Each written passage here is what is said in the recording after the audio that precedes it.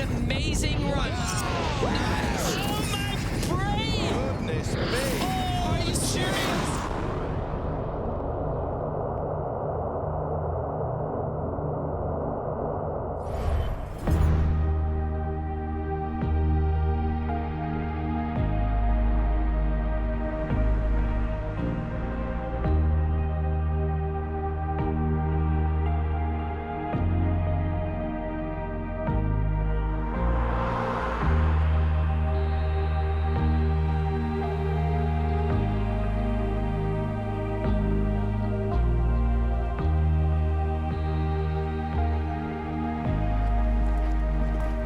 Winning the Olympics was something I've always wanted to do since I was a kid, and once it happened, my whole world flipped upside down. The whole media attention, and it's 2-3 weeks of just cameras, interviews, and no snowboarding at all. It's just talking about this one moment that happened in my career that is so small in the grand scheme of things that I almost left feeling empty after it, like I needed to go do more within snowboarding and find out who I really am.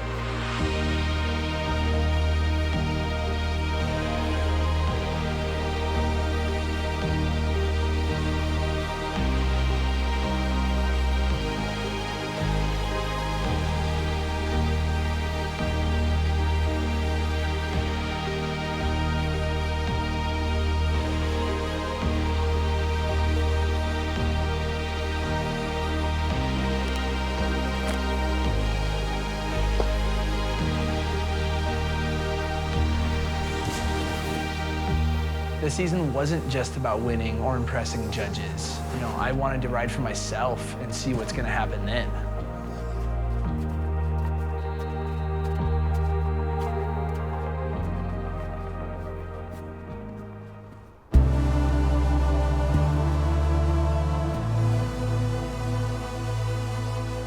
Snowboarding's taken me all over the globe, and I never thought it would take me places like Bosnia or Russia to ride in the streets.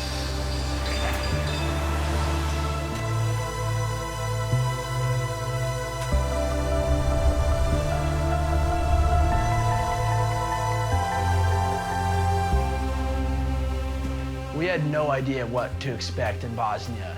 We were always driving around looking for spots, and a lot of the spots we'd find were blown up buildings or stuff that wasn't meant to be. It was part of the war that formed this spot for us to snowboard on, which was so weird in itself, but we ended up hitting things that probably no one ever thought to snowboard on.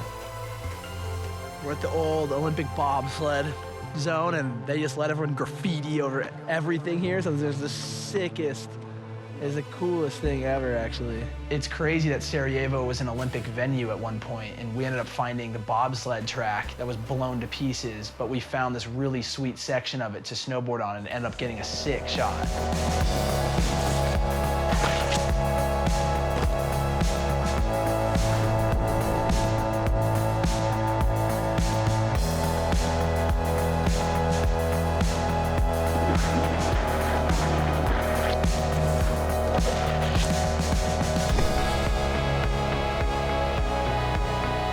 I like snowboarding the streets because it offers so much creativity. Nothing's predetermined like a slopestyle course or a half pipe. You can really make your own features. You can jump off of buildings and jump over fences and do really whatever you want.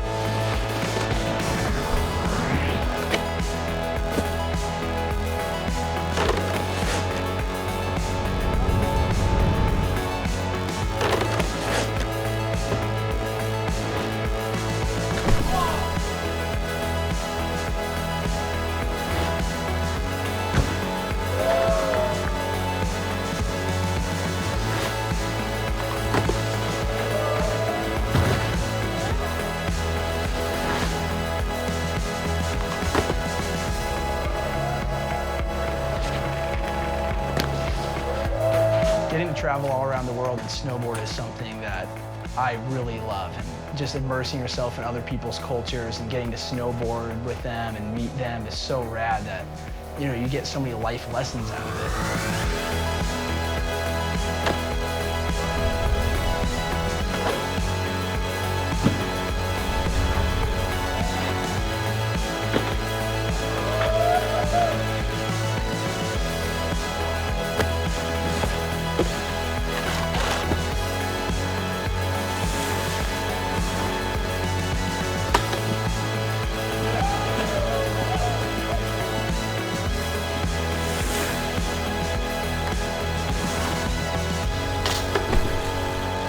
finally got my trick, and we're just looking over the footage, so stoked, and the cops show up, and we all freaked out. It was so scary.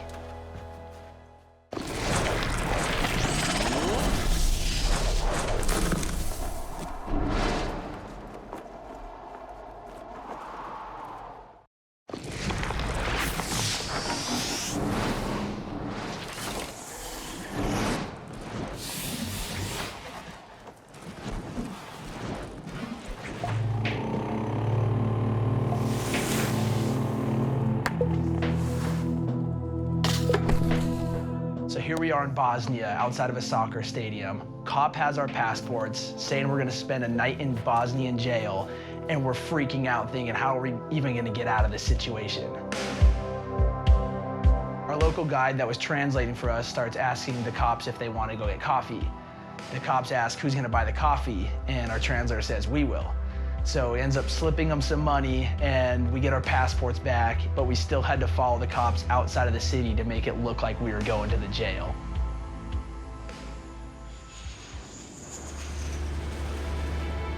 I went back to Russia this year to snowboard in the streets this time. It took us 37 hours to get up to Murmansk. It's so far north, it's in the Arctic Circle. We didn't really think there'd be kids that snowboarded up there, but we quickly realized there was a huge snowboard scene. And we got to ride with all these kids at their local resort, and we couldn't really speak with each other, but we could communicate through snowboarding.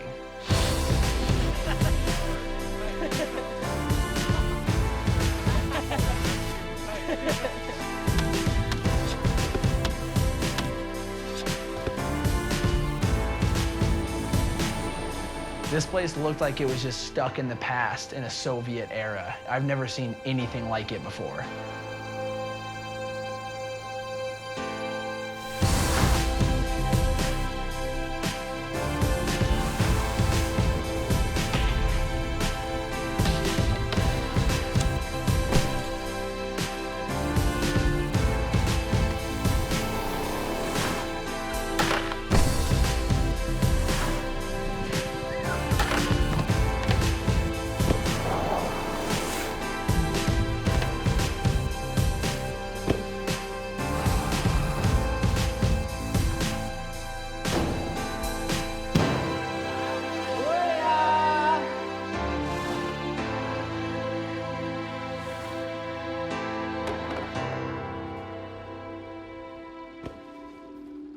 Getting to film a month in the streets was really fun, but it was time for me to go back to competing. And it was just a crazy contrast from staying in broken down cities and cities above the Arctic Circle to flying back to Aspen for X Games. It was like a culture shock in reverse.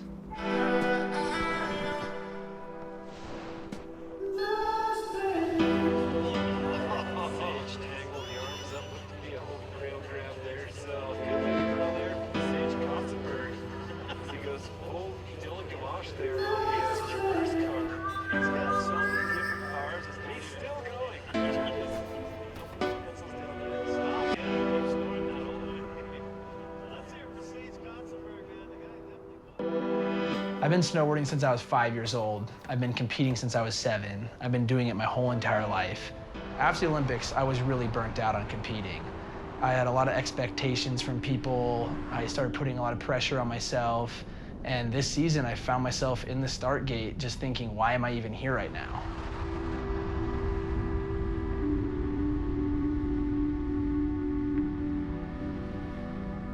I kind of started thinking in this mentality that I needed to keep winning because everyone expected me to, because the people that didn't pay attention to snowboarding thought I was the best, which I'm not the best at competing.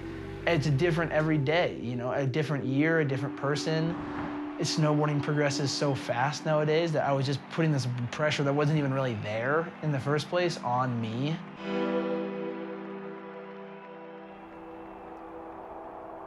I wasn't in the right mindset the first half of the season. I wasn't riding good, I didn't get any good results, and I started just questioning if I even wanted to compete anymore. But then at X Games, I was having so much fun on the course, and I was putting a lot of street-influenced tricks into my run, and I started realizing that, you know, I can have fun with this and do good at the same time. Have 270 on.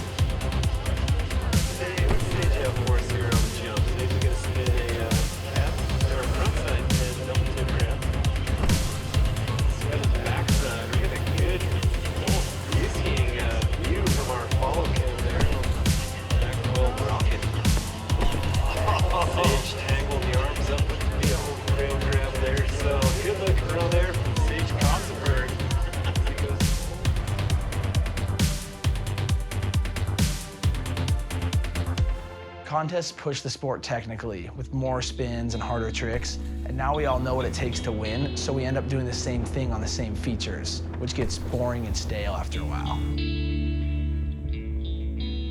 Creativity is so limited in slopestyle nowadays, and judges are only rewarding a certain number of rotations that now riders are feeling obligated to do certain tricks in their runs, and creativity just gets suffocated. I'm more stoked on just what I put together, and if they like it, then that's sick, and if they don't, then it's okay. You know, I mean, I would love to win here. Don't get me wrong, it'd be the sickest thing ever to get an X Games gold, but I came here to put together the run that I think is the sickest, and if they liked it, then that's sick, and if not, then it's just not meant for the day.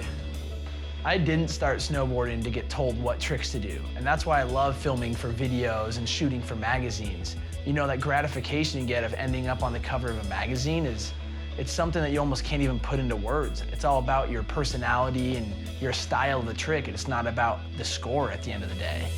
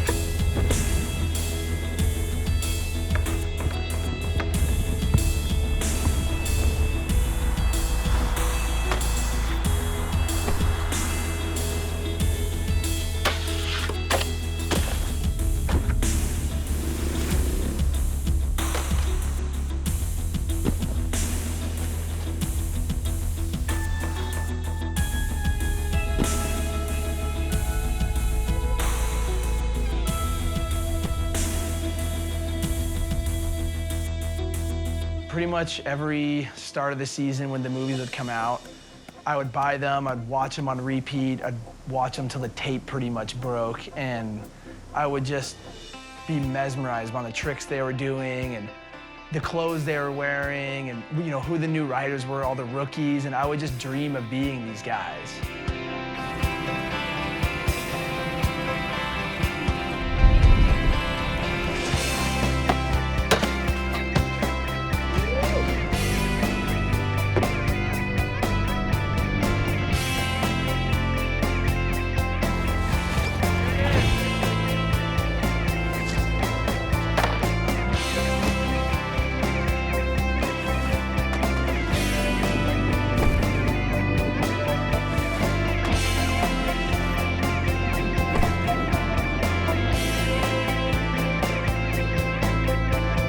Filming pushes progression in a completely different way.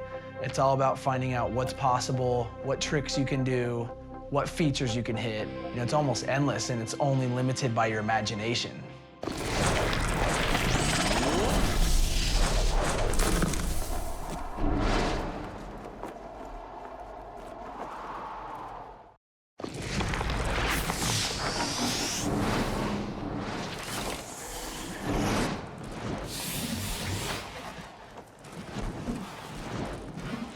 I think it's pretty obvious that filming in the backcountry is the ultimate goal as a snowboarder. The terrain, the possibilities are absolutely endless. When you watch movies, it looks like the easiest thing ever, but the reality is it's way more difficult than it looks. There's so many variables that go into it. There's a lot of snow, but none of it's powder, so we're just looking for pockets everywhere, and the search goes on. I haven't really found too much. So there's access. How are you gonna get up there? You can hike, but that limits where you can go. It's really exhausting, and it takes forever. You can snowmobile, but you gotta load it up, You gotta unload it, you gotta take it up a mountain. It's a 500-pound machine, so if you get it stuck anywhere, it takes forever to get it out. And then there's weather conditions. There's snowpack, there's avalanches, there's wind. These are all things you need to know even before you strap in. Then once you start trying your tricks, landing in powder is completely different than landing on hard-packed snow. The jump's always different. The snow is a couple feet deep. You know, you can hook your edge and just tumble down the mountain like a rag doll. Oh my God!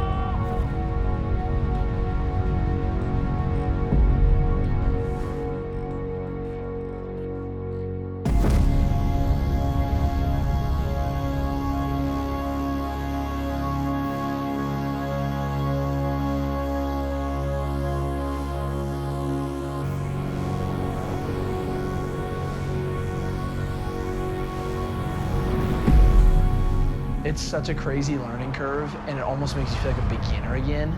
But when you do get that trick at the end of the day, it makes it all worth it.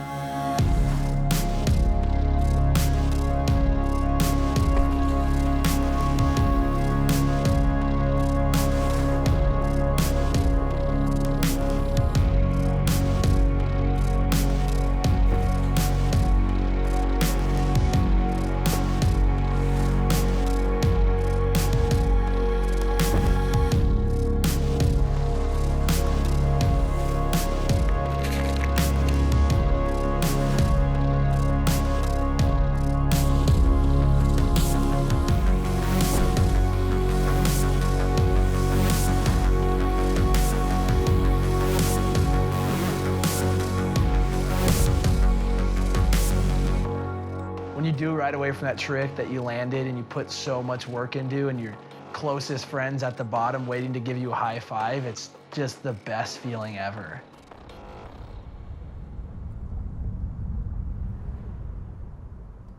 These days, it feels like my season never ends because I'm shredding all year round. That's exactly what I wanted since I was a kid.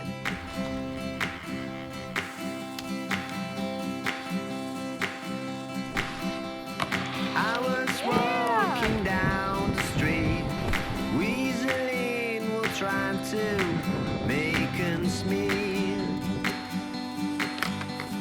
leaving day by day, week by week.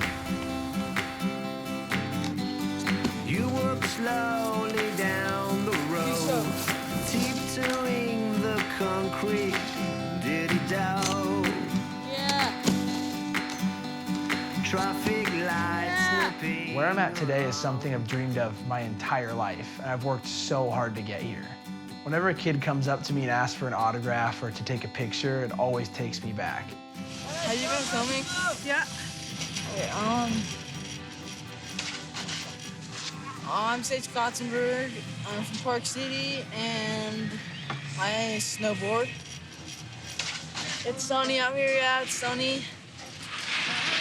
And the park is perfect, and we're gonna go shred.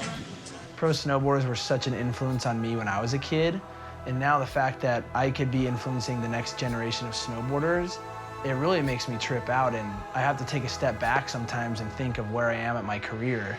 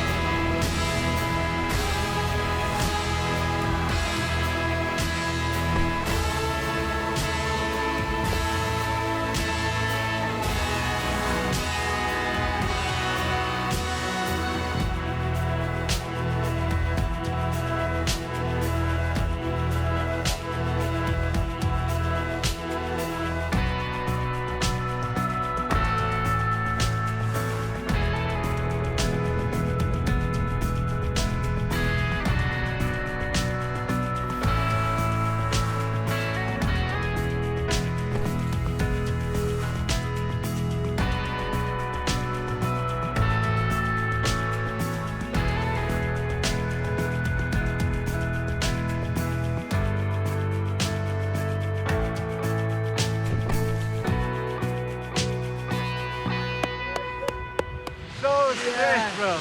So cruising. It's so dope right now. It's perfect today. definitely sending it. not cruising at the same time. It's sick. Yeah, man. Once all the heavy dudes get a session going, everyone just starts chucking, and one person will step up a trick, and then someone else will, and then the whole vibe just gets crazy. Everyone just starts sending it. It's so fun. This is like Stall it! But it's so sick. This is always the start of the season. Just getting the board back under your feet, cruising, and everybody together. Getting all your It's a sick tricks session. back.